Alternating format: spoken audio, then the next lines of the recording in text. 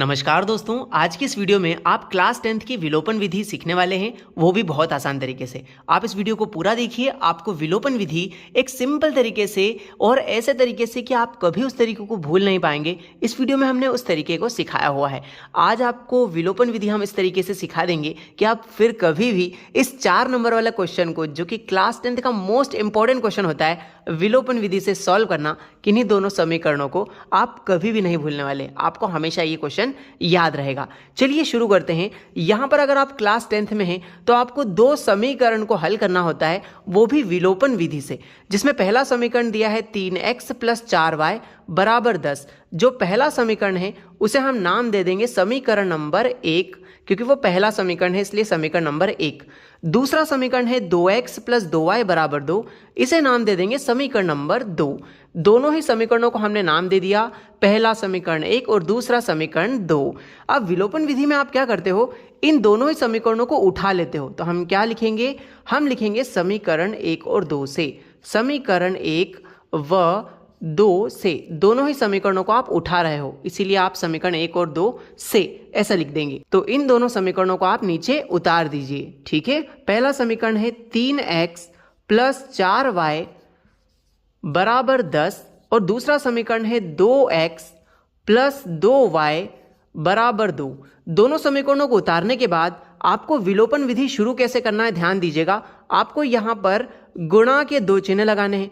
अब यहां पर आप सोचोगे कि किन नंबरों से गुणा करने वाले हैं। आपको बहुत अच्छी सी ट्रिक याद रखनी है कि x के जो भी गुणा में यहां नंबर लिखे हैं, तो यहां पर x के गुणा में 3 लिखा है और नीचे x के गुणा में 2 लिखा है। आपको इन दोनों नंबरों का क्रॉस में मल्टीप्लिकेशन करके लिख देना है। मतलब 2 का गुणा आप ऊपर कर दोगे और 3 का गुणा आप नीचे वाले समीकरण में कर दोगे। इसे आप क्रॉस मल्टीप्लाई की तरह याद रख सकते हो दोस्तों, कि 3 का नीचे वाले समीकरण में गुणा करेंगे, 2 का ऊपर वाले समीकरण में गुणा करेंगे।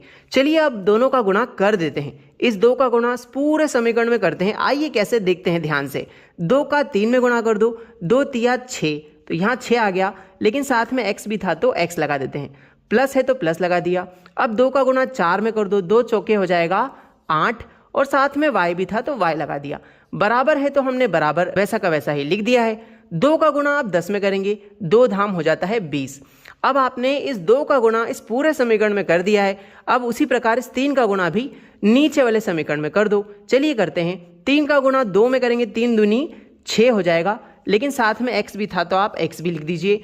अब 3 का गुणा 2 में करेंगे तो फिर से 3 दूनी 6 हो जाएगा और साथ में यहाँ y भी था तो y एज इट इज आ जाएगा। बराबर है तो हमने यहाँ बराबर लगा दिया है। अब क्या बचा है, 3 का गुणा 2 में करेंगे, 3 दूनी 6। लीजिए दोस्तों, विलोपन विधि हम क्यों करते हैं, ताकि हम x के जो भी गुणा में नंबर है उन्हें बराबर कर देते हैं। तो यहाँ पर देखिए, x के गुणा में यहाँ भी 6 है, x के गुणा में यहाँ भी 6 है, मतलब आपने x के गुणांकों को बराबर कर दिया। जैसे ही गुणांक बराबर हो जाते हैं, आपको सभी चिन्हों को बदल देना है, यानी आप दोनों समीकरणों को घटा लेते हैं। तो यहाँ लिख देते हैं घटाने पर। घटाने पे क्या होता है, सभी के चिन्ह बदल दिए जाते हैं। प्लस का 6x है तो ये पलट के माइनस का हो जाएगा, प्लस का 6y है तो ये भी बदल के माइनस का 6y हो जाएगा, यहाँ पे प्लस का 6 है तो ये भी माइनस का हो जाएगा। आइए अब इनको सॉल्व कर लेते हैं। प्लस का 6 और माइनस का 6 तो कट जाएंगे, क्योंकि आप जानते हो प्लस माइनस होता है माइनस। 6x में से 6x गए तो 0x बचेगा, मतलब कुछ भी नहीं बचने वाला। आगे बढ़ेंगे, प्लस माइनस, ये नीचे वाले चिन्ह का बहुत अच्छे से ध्यान रखना, क्योंकि नीचे वाला चिन्ह ही आपका पर्सनल चिन्ह हो गया है। अब प्लस माइनस होता है माइनस, यानी आपको घटाना है। 8y में से 6y चले गए तो कितने y बचेंगे, 2y बचेंगे। बराबर 20 और माइनस का 6, मतलब 20 में से 6 गए तो कितने बचेंगे, यहाँ पर बचेंगे 14। अब आपको यहाँ से y का वैल्यू दोस्तों निकाल लेना है। यहाँ पर y की गुणा में 2 लिखा है, बराबर के उधर वो भाग में चला जाएगा, तो क्या आ जाएगा, y = 14/2। जो गुणा में 2 था वो भाग में उतर आया। ठीक है, 2 एकम 2, 2 सती 14। बधाई हो, आपका y का वैल्यू निकल के आ गया दोस्तों। y का मान हमारा आया है 7। कितना आया है, y = 7। आपका एक वेरिएबल यानी एक चर का वैल्यू आ गया है आपके सामने। अब आप क्या कीजिए, इस y का मान या तो आप समीकरण 1 में रखिए या समीकरण 2 में रखिए, आपको x का मान भी आसानी से मिल जाएगा। तो यहां पर हम लिखेंगे y बराबर 7 समीकरण 1 में रखने पर। आइए हम लिखते हैं, क्या लिखेंगे, y बराबर 7 समीकरण 1 में रखने पर। आप पूरा लिख लीजिएगा कि y बराबर 7 समीकरण 1 में रखने पर। क्या आपको समीकरण 1 याद है दोस्तों? अगर याद है तो आप कमेंट सेक्शन में हमें समीकरण 1 लिख के बताइए। और आपको ये वीडियो कैसा लग रहा है, हमें आप अगर 10th क्लास के स्टूडेंट है तो कमेंट में ज़रूर लिख के बताएं कि मज़ा आ रहा है या फिर नहीं आ रहा है इस वीडियो में।